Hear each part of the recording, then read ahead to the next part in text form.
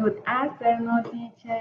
My name is Gisanica Badia Romero, a student of the Bachelor Degree Program in Child Pedagogy, second semester.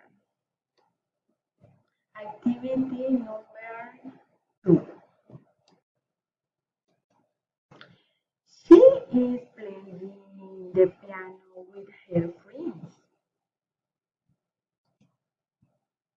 They are working in the factory.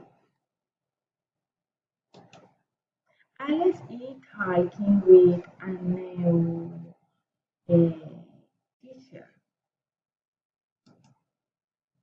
Charles and Katie are running 3 hours a day.